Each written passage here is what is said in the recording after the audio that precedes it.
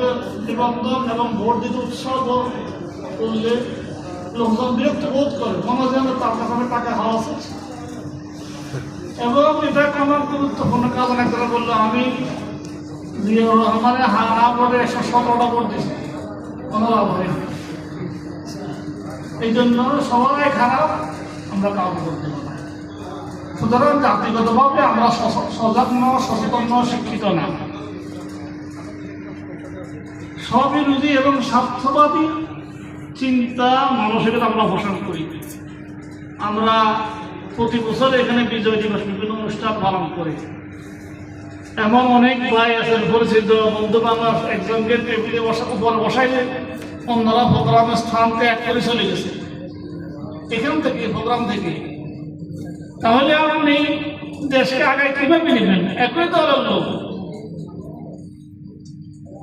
এখানে কোনো মেম্বারই নাই, সেমই নাই, এমপি নাই, বদলে সেম নাই, এখানে 3-4 গ্রুপ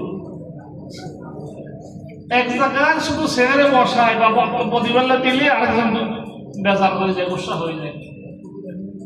সুতরাং এই মানসিকতা দূর করতে না পারলে দেশকে গঠন করতে পারবো না।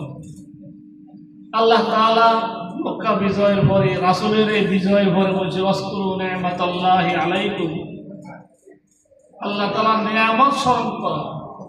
এই নিয়ামত অর্থাৎ কোরআন রাসূল আসার আগে তোমাদের দিয়েছিল হিংসা, বিদ্বেষ, পরশ্রী কাতরতা।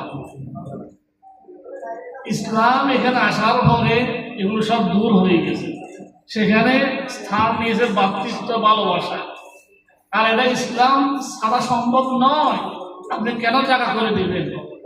আপনি কেন অন্যকে সম্মান করবেন? অন্যকে কেন জায়গা দিবেন যদি না আপনার পরকাল না থাকে, পরকালের সঠিক আইডিয়া না থাকে? সুতরাং আমরা সোনার মানুষ হতে হবে, সোনার দল করতে হবে। আজকে এই বিজয় দিবসে এটাই আমার আহ্বান।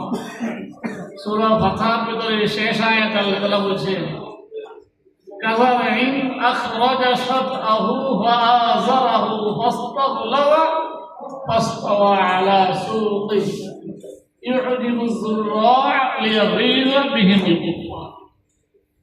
এর অর্থ, এর মর্ম হচ্ছে এই, অর্থাৎ হুদায়বিয়া সন্ধির পরে ফিরে যাওয়ার পরে হাহা করতেছে, তুচ্ছ তাচ্ছিল্য করতেছে যে এরা হেরে গেছে। এরা যেখানে যাই ভুল করে, আমাদের ব্যাপারে অনেকে কথা বলে।